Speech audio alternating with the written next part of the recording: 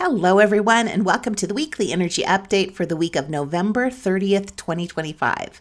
I'm Renee Spears, a spirit guide channeler and spiritual mentor, and I'm coming to you from snowy and beautiful Bozeman, Montana. Every Sunday, I share the energy for the week ahead, and I also infuse the show with some positive vibes, so you get a little positive energy boost just for listening.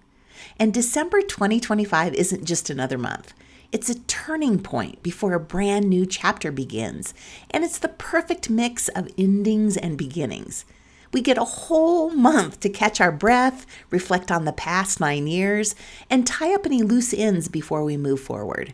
Everything just comes together this month for the perfect ending to this chapter. And one of the reasons this December is so special is because of the numerology. We're at the very end of the final year of the current 9-year cycle. And we know a 9-year carries the energy of completion, letting go, healing, and closure, and preparing for rebirth in 2026. A 9-year wipes the slate clean, so the next cycle has room to grow. And December is a universal month 3 in numerology, and 3 energy is all about creativity and joy and celebration. It brings a feeling of hope and optimism. So this final month of a 9-year being a 3-month is a beautiful gift. It means the ending is lighter, it's more joyful, and more hopeful than most 9 endings. So instead of this ending feeling heavy or emotional, December's 3 energy brings clarity. We're finally starting to see what the next chapter is about. We feel optimistic and inspired again. Ideas start to flow, and we begin to feel some forward momentum. And this month just ties the bow on the entire cycle. We can look back and see how far we've come, like the past is starting to make sense, and we see the lessons, not the loss. This December feels like you can finally take a deep breath again. It's that moment when something suddenly clicks and you just get it. The energy shifts from heavy to hopeful, and you can feel new beginnings starting to click into place. And it's the perfect energetic runway into the one universal year of 2026, where everything resets. So we're finishing this year and the entire 9-year chapter on a positive, hopeful, optimistic note. And this is our final chance to wrap up old projects and make space for the new and freer version of life that's coming. And how we end this year strong isn't what you'd think. It's not a big push to get everything done. The energy is about going slow, being intentional, and preparing both externally and internally for what's next. And this looks like resting and reflecting, getting enough sleep, getting outside, journaling, finishing up any personal projects, and getting anything done that's sucking your energy so it doesn't come with you into the next chapter. I think of all those little undone projects like leeches. They are like blood suckers sucking your energy. And this month is to get rid of the energy suckers. So the numerology is on point. And of course, the astrology is too, starting this week on Thursday the 4th with the last full moon of the year. And it also happens to be the last of 3 super full moons in a row. And this is the cold moon for obvious reasons. And it's taking place in Gemini. So Gemini is the sign of movement, and it's always on the go. It likes variety and stimulation and constant input, which can feel like a whirlwind. So this Gemini full moon wants us to say everything, do everything, schedule 5 coffee dates, and buy 12 books we'll only read 3 pages of.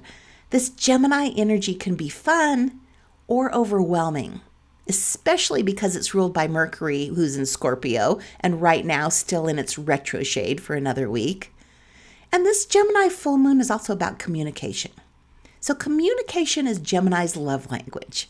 And this moon is speaking to us. Something has been building inside of us, and this month we discover what it is. Things start to make sense. This full moon reveals a storyline of 2025 and the past 9 years. It's like the last chapter of a book when everything comes together. This full moon is also squaring the lunar nodes, which puts it at what astrologers call the northern bending. Basically, this is just the highest point it can reach above the sun. It's a natural peak, the moment things come to a crest before they either shift or release.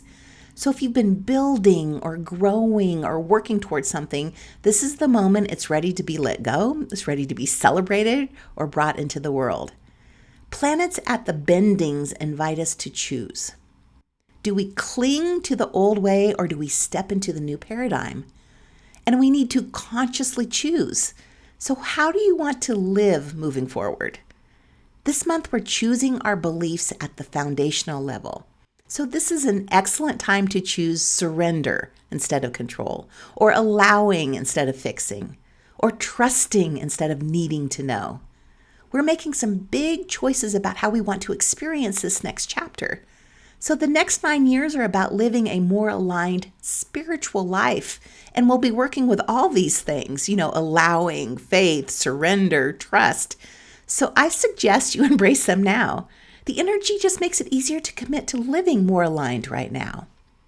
And then adding to the astrology this month, Saturn and Neptune are also close together at the last degrees of Pisces, which is the karmic completion point. Neptune stations direct at the very final degree of Pisces next week on the 10th. So this is the final look back before planets enter Aries for good in 2026. So 9 years ago is when I started the process of selling my mortgage company. And we had some really cool coffee mugs that had the company logo on them. And I just loved them and I kept them and I've been using them this whole time. Well, this week, both of them broke. So I dropped one and the other one just had a big crack in it when I took it out of the dishwasher. So talk about a symbolic way to end that chapter. And this is an example of how we might see chapters ending. Some other ways you might notice a chapter is wrapping up is, like I said, when objects suddenly break or disappear or get lost.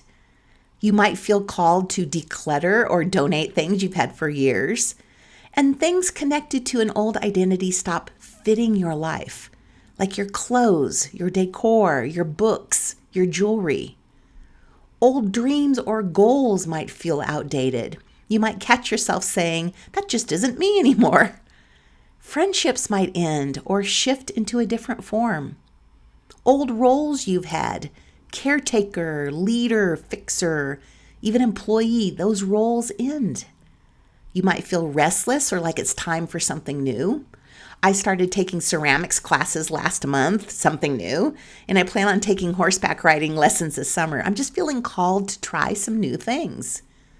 You also may be seeing repeating nines or experiencing deja vu or full circle moments. People from the past may reappear and then drift away again. And you may be having dreams or getting signs and messages about endings or release. So this December is a very unique month. The optimistic, creative, joyful 3-month energy is just the perfect way to end this chapter. So take some time with this full moon to reflect back on all you've accomplished, all you've learned, all you've experienced, and feel really great about how far you've come. And then ease into the next chapter. There's no need to have a big push to get stuff wrapped up. We have a lot of forward-moving energy in January with a 1 year and a 4-month, which is about work. It's the year of the horse and all the energy that brings, and then planets moving forward into Aries. So let's just enjoy this time before it's full speed ahead. So I've had a fabulous Thanksgiving weekend with my family here. Today we're going to go to the hot springs for a soak and probably play some games and eat leftovers. Just a reminder that today is the last day of my Montana spiritual retreats are on sale. They're 10% off. And these retreats are just the perfect way to start this next spiritual chapter. I'll put a link in the show notes to learn more, or you can go to my website, Abundology.com, to reserve your spot for next year. Also this week, 2026 annual passes go on sale. I'll tell you more about them next week, but they are a super duper great deal. So as always, thank you for listening and passing the podcast on to a friend. Enjoy the last supermoon of the year, and I'll talk to you again next week.